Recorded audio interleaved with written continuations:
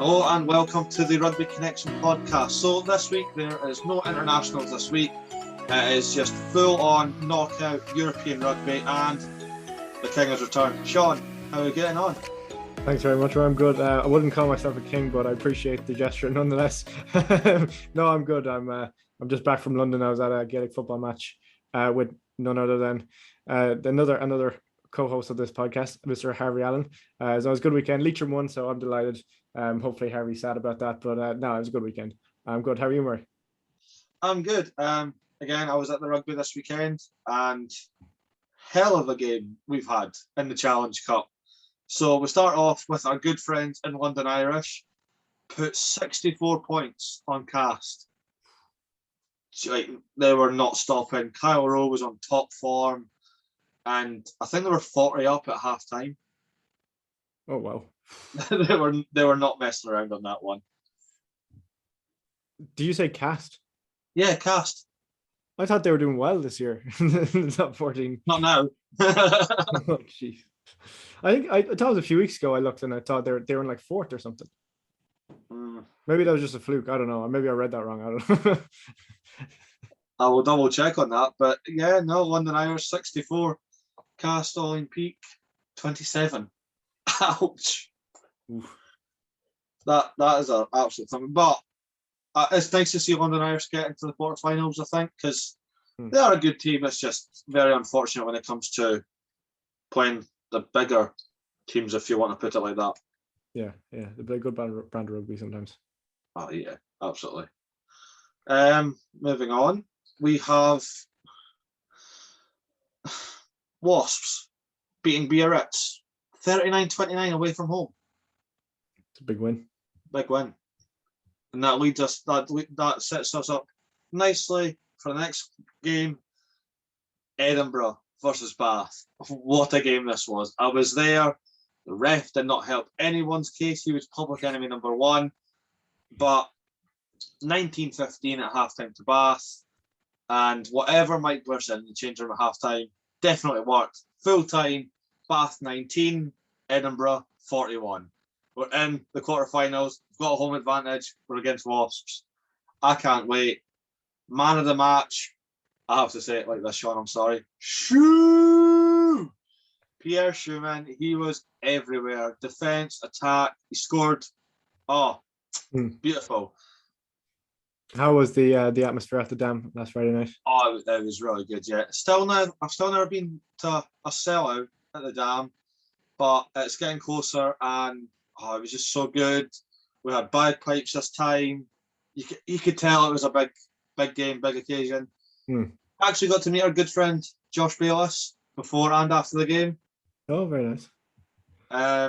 Met Shu, met Blair Kinghorn, met the King, Emiliano Buffelli again. We love that. Yeah. Was Josh Bayless playing the other day? Yeah, played for Bath, started for Bath. Or did we chat to him in the warm-up? Because obviously you know how the Dam works, you can't get through when a player has to go through to the stadium. Oh yeah, with the barriers. So when I arrived, I wasn't allowed through, and Josh was just happened to walk past to get warmed up. I shouted on him. He's like, "Oh, hey mate, how's things?" Blah blah blah. And then he's like, "Oh, I'll catch up with you after the game." And I didn't think he would, just because of the result. But no, he stood, he chatted, had 5 minutes. I actually hinted about coming back on the show. There you go. So that's very nice from top bloke Josh Bayless. Top bloke. You know who's not a top bloke? And I've already said he's overrated, but now he's just not a nice person. Who? Sam Underhill. Why?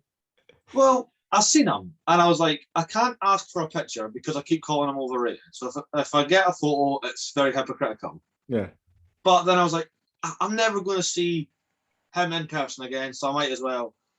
Completely ignored. Just gave me flashbacks of Gavin Hastings. Yeah, we all know what happened there.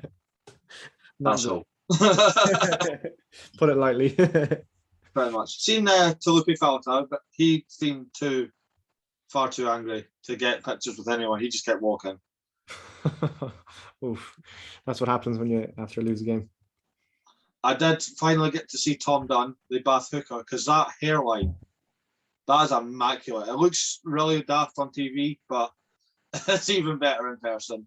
Like the hat, mullet, ball. I can't describe it. I'll chuck a picture. I'll send you a picture. So it's a thing of beauty. But yeah, we've got the quarterfinals of the Challenge Cup coming soon. We'll do some predictions soon as well. But we have the Champions Cup, and we start in Dublin. I'm sorry, Sean. It came away from you. It did very early. It was painful, to be honest. Being there as a Connacht supporter, it was genuinely painful. Look, Leinster, they completely, like, Connacht had a good first 10 minutes, started off really well. Leinster hardly had the ball. Then when they got the ball in their first attack, was it inside their own 22, and they scored off it. Yeah. Like, that summed up the entire game. James Lowe with 4 tries. In fact, my friend Luke, this probably will annoy you as well, probably as much as it annoyed me, but he keeps winding me up by saying that Mac Hansen is just a budget James Lowe, and I don't like that at all. Oh no, you're wrong. I agree. I think he's wrong, but no, in fairness to James Lowe, he played very well. He deserved his 4 tries. But yeah, Leinster completely dominated Connacht, won the physical battle, and now they're on to the quarterfinals. I think Leinster are playing Leicester away, so yeah, that's a big one. Look, I'm disappointed that Connacht are knocked out round of 16, but I think Connacht did well also. First ever knockout round that they got into the Champions Cup, so we'll take it, but not the way we would have wanted. Yeah, but onwards and upwards. Exactly. You know who I do feel sorry for, just because of how close it was? Harlequins. 1 point. 1 point. They got beat on aggregate to Montpellier 60-59. Oh, but that Joe Marchant try. Oh, I didn't see it. So Montpellier went to kick it out. Danny Kerr, rolling back the years, jumps out, flicks it back in to the golden boy Marcus Smith. Marcus runs half the length of the pitch, pops it off to Caden Murley. Murley draws the man in, pops it off to Marchant, straight under the sticks. It is a thing of beauty. And nice credit, it has 56,000 views on my TikTok. Oh. It's mad, it's insane. So, yeah, but I do feel sorry for Quins because they're always that team you never sleep on. Almost comeback kings. I think it's 5. There were there was going to be number 6, and it just wasn't meant to be. But Montpellier, Challenge Cup champions last year. They are a tough team. Just as you said, you can't sleep on Quins. I mean, I didn't expect that they'd come back that close. I mean, with the score difference that Montpellier put up against them the week before, I didn't think they could come back. But just as you said, they showed it. Yeah. Speaking of another close aggregate score, Toulouse versus Ulster. The champions are still in the hunt. 50-49 on aggregate. And it's that nuisance is the best way I could put him. Antoine Dupont, he's just he's world's best for a reason. Yeah. I'd heard from some Ulster fans, they're saying, "Oh, it's the hope that kills you," you know. That's a Scottish thing. Leave it. That's our thing. One result will break my heart as well in the Champions Cup, and it's Munster Exeter Chiefs. Munster were just on fire. Like I keep calling them like rugby sleeping giants, and that performance at Thomond Park, I'm sure it was full capacity. It sounded like it was anyway. It was too good. I mean, Simon Zeebel's offload to Damien de Allende. Peter O'Mahony, I think, got 8 turnovers himself. Ooh. Honestly, man was everywhere. Roll back the years. Yeah. I mean, Munster always seem to be a different breed in Thomond Park than anywhere else. Absolutely. Oh, that's not fair, though, is it? It's not. They're a different breed in Thomond Park, except typically against Leinster. Leinster are the one team that have it over them there, but anyone else doesn't stand a chance nearly. Clearly. Well, so what I've heard now, and I don't know if this is true, but Nick Mullins, the commentator, put a tweet out saying that Munster can't play their quarter-final at Thomond Park because Ed Sheeran sold it out. It's true. Yeah, it's true. So I think apparently they're probably going to be playing in the Viva, apparently. So. No, that doesn't sit. I don't know why. That just doesn't sit right with me. No. I mean, you get it for a semi-final, like it kind of makes sense, but a quarter-final is weird. I know, but Thomond Park. Yeah. Ed, move. Do a Wednesday night or some shit. I'm sure the people of Munster would be very happy for you to move. Oh, they would. They'd be delighted. Never come back. Well, that's all I'm going to say. And what I'd like to see your predictions for the quarterfinals, which isn't that far away either. It's on the weekend of the 6th of May for both Challenge and Champions Cup. So we'll start with the Challenge. We have Talon against London Irish. I think Toulon are starting to come into a bit of form now with a dreadful start to the season. Absolutely dreadful. I think they were last at one stage. They were definitely second last in the top 14 in I think the start of January.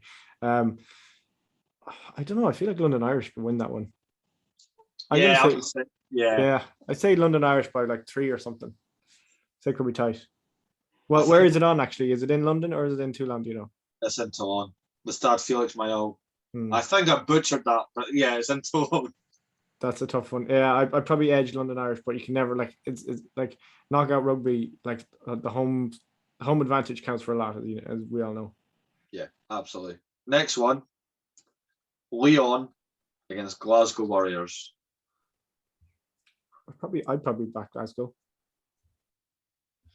I would, but this is for selfish reasons because it backs me into my next prediction: Edinburgh versus Bath, and it's at the Dam. What are you going for this? Edinburgh, obviously. Edinburgh. I'm pretending not even ask that. Yeah, I think I'd actually back Edinburgh on this one. I think I would. I think the way the tie's going, Edinburgh for the final. But I'll explain why in a minute. Because the last quarter-final is Gloucester versus Sarcens. Now, you would say Sarcens. Yeah. But they've been very strange this season. I'm not even saying they've been poor because they're like second in the Prem.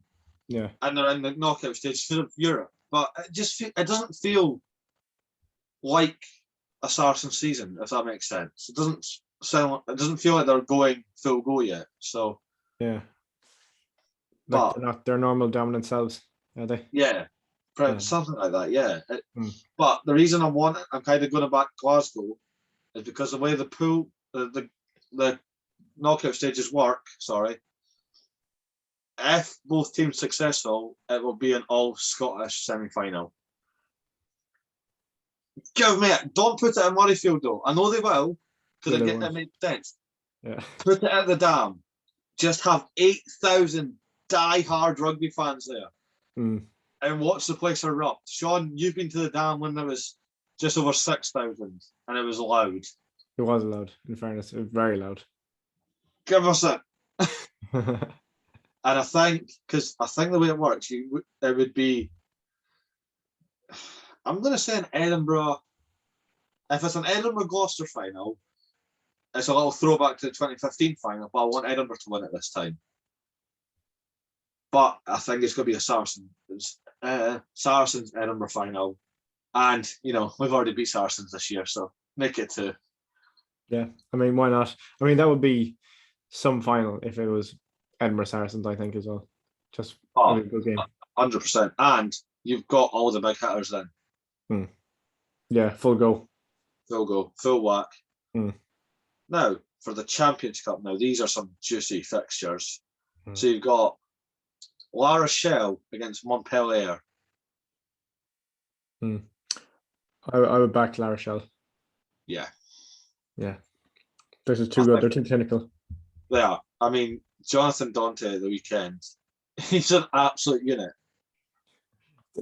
So did he play well at the weekend? He played very well the weekend before, I know that. Yeah, he did. He did. From what I've seen, he definitely played. He just continued that form. Okay. Yeah. The next quarter-finalist actually both quarterfinals may have just scraped through at the end of it, really. Wrestling 92 against Sale Sharks. It's in your favourite stadium. It's in the La Defence. Yeah, I'd back Racing in that one. Yeah. Got back Finn Russell, obviously. White chocolate. White chocolate. After what he said this week about not caring about his physique. Just, yeah. It was so brilliant. I'm not a power lifter. I don't push in the scrum. I don't burn anyone out on the wing. It's all psychological to me. I don't care what my body looks like.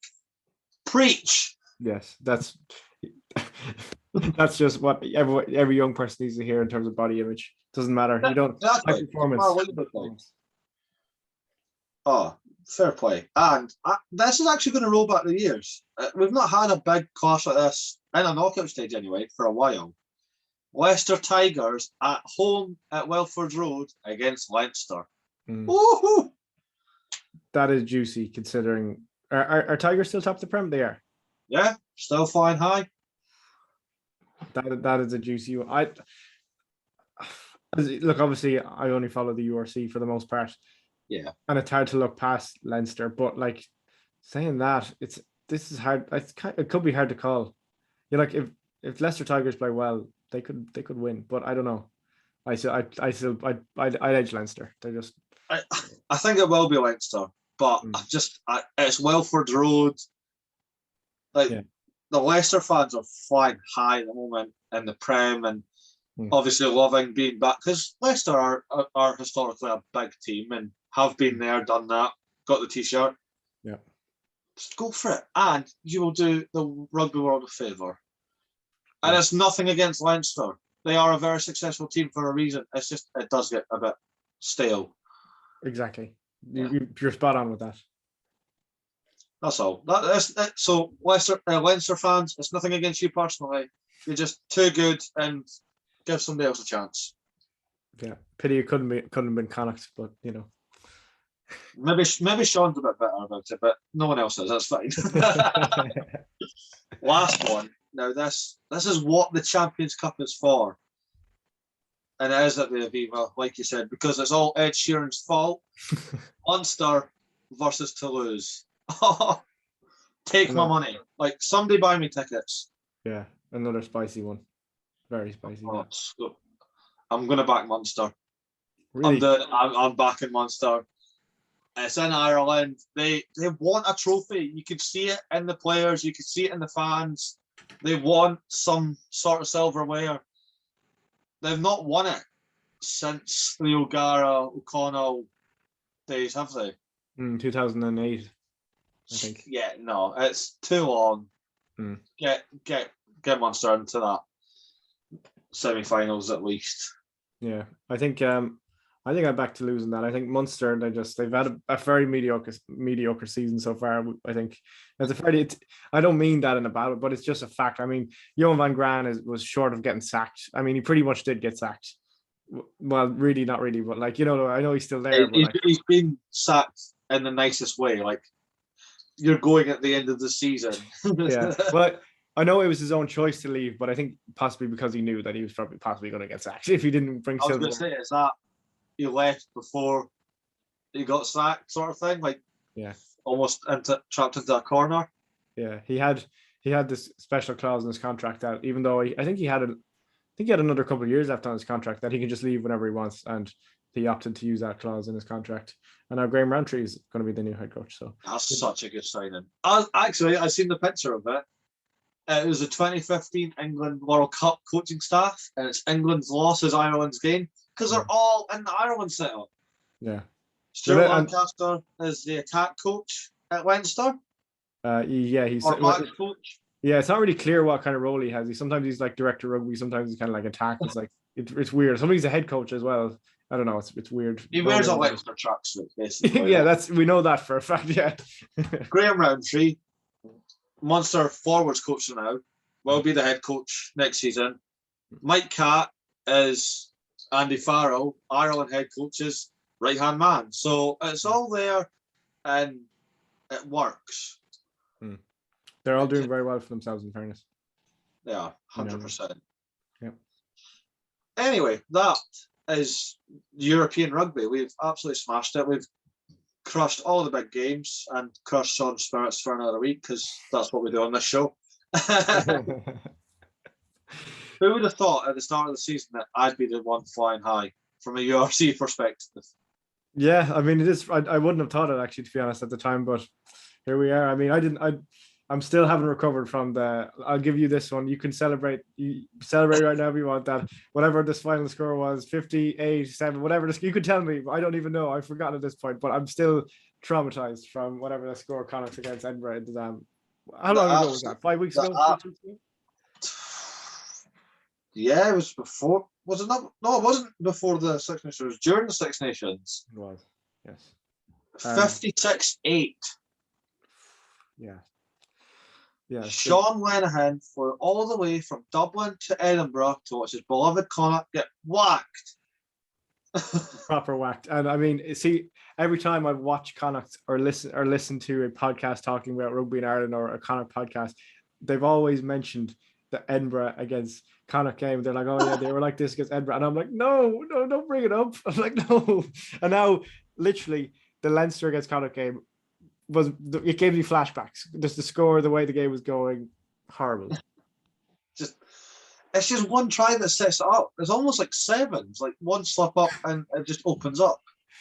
Yeah, there's definitely something seriously wrong with Connacht's defense. It's obvious now. I was giving them the benefit of the doubt. Colm Tucker is the defense coach, and I'm sure he's a good coach. I'm sure, but whatever the system they're playing just obviously isn't working.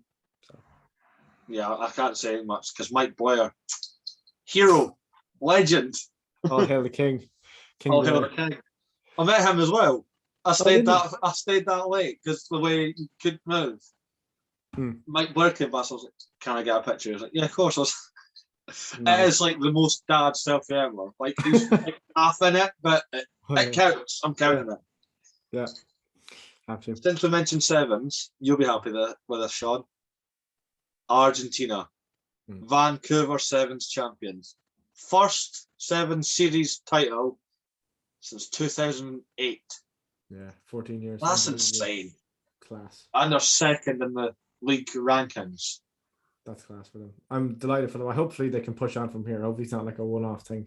But they have like the speed that they have on their team. Like even we all know Marcus Moneta. I just love them.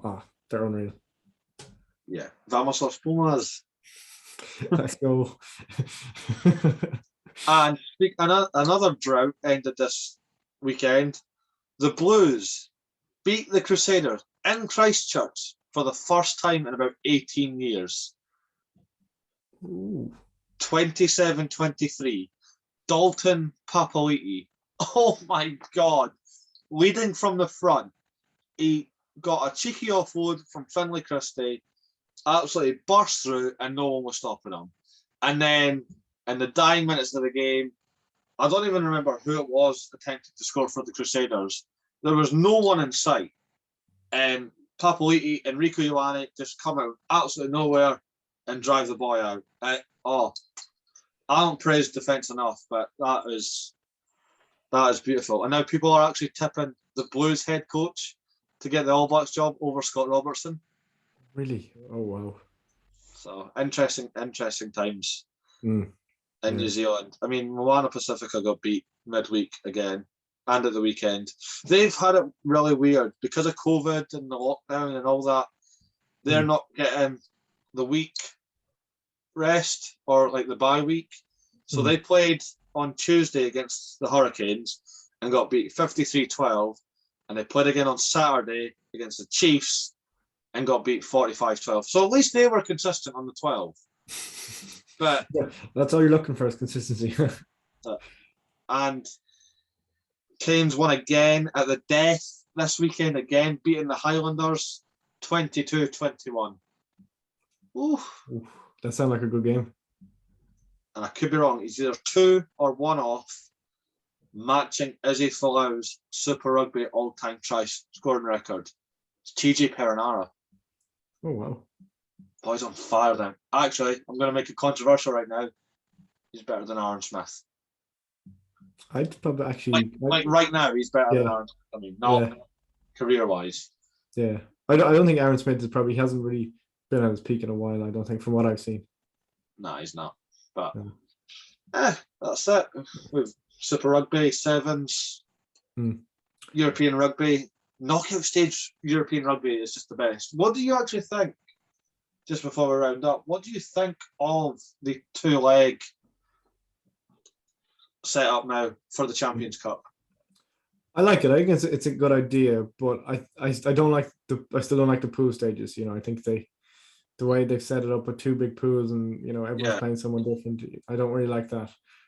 But round of 16, it's cool. It probably will take, like this year, obviously was the first year they ran it, so it might take a little bit while for people to kind of fully settle in with the concept and maybe get built up, because there wasn't that big of a capacity in the Viva the other day. Now there's only, was it 30,000? Was there even 30,000? I don't even know, which is a bit disappointing, because normally Leinster for quarterfinals, like they always fill out the Viva for quarterfinals. Round of 16, you would have thought, especially given in Ireland, that they would have done something similar, like close to 40, but they didn't. So, but no, I do like the concept. What do you think? I like it for the whole, like, especially if it's a tight first leg and it's literally all to play for in the second. But if you kept it to 1, we would have had the Chiefs in the bloody quarterfinals. So I'm a bit spiteful, but it's fine. Actually, speaking of the Chiefs, because I've now realised that you can't get all 3. If you're affiliated to different teams and clubs, not all 3 will win on the same weekend. So Edinburgh won, tick. Exeter Chief men didn't win.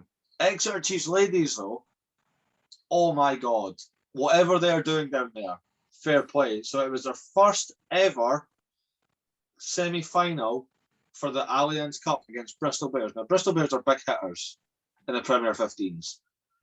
Full time, Bristol Bears women 0, Exeter Chiefs 66. Wow. Whew. That's a big heavy hitting. Yeah. Kate Zachary, the number 8, or Captain America as she is known. Unreal. Just taking names. Snatching souls and taking names. Yeah. Just, well done. Actually, shout out to, friend of the show, Charlie Willett, who came off the bench and made an impact. And just well done. Just class all round. Women's rugby is in a really good place. Just pay them. It is, yeah, exactly. Pay them 4th week I've had to say it in a row. Just pay them. Was it during the week or maybe the week before where Italy announced part-time contracts? Yes. So well done to the FIR, isn't it? It's all it's like Federation Italian Rugby. So the FIR, the governing body of Italian rugby, has given out 25. It wasn't part-time. They put a very specific term in it. But they've given out 25 contracts that give players between 80 and 130 days full-time as an Italian rugby player until after the Rugby World Cup later this year. Perfect. As a step forward. Yeah. Scotland, you're next, because those girls need paid. We have too much talent. Just do it. Ireland take note as well. Yes, Ireland take note, because Eve Higgins, she is special. She's good. Yeah, I know some of the Sevens players in Ireland are paid, but we all know Sevens players aren't paid that well though in the grand scheme of things. Yeah, it's the same way. I think it was Michaela Blythe that told us this. So the Black Ferns Sevens are full-time paid rugby players. Black Ferns 15s are part-time. Like semi-professional. How does that work? It's the same organisation. Exactly, yeah, it's strange. And half of them that play Sevens are on the bloody 15s team. Yeah, same with Ireland as well. I don't know. Just all governing bodies that want to promote women's rugby, just pay them. Stop faffing about. Simple as that. Exactly. Anyway, this has been the Rugby Connection podcast, European Knockout Special, and obviously headlines around the world. This week coming, Sean, you'll be happy with this. He is coming to Galway. He will be tearing it up with Mac next season. Byron Ralston, currently of the Western Force, his interview is out some point this week. We've just released an interview with the legend that is Sean Maloney. Or if you're not familiar, it's the guy that did Rugby HQ Top 5s. And let us all rejoice for like 3 years of absolute madness. That came out last night as of recording. Get it watched, because there's nothing to do about it with rugby. But it's such a genuine chat. Sean is such a top bloke, and yeah, I'm all giddy inside that happened. And we've got some few more surprises coming very, very soon. But subscribe to the channel, follow us on Instagram and Spotify, follow us all separately as well. And yeah, just get the word out there, because we are rising gradually. Every week we look and there's numbers have gone up. So just join the hype train, because Rugby Connection's here to stay. Whether you like it or not, we're taking over. Exactly. Couldn't have said better myself. So there you have it. Heard it from the man himself as well. So there you go. This has been Rugby Connection, and we'll see you next time. Wonderful.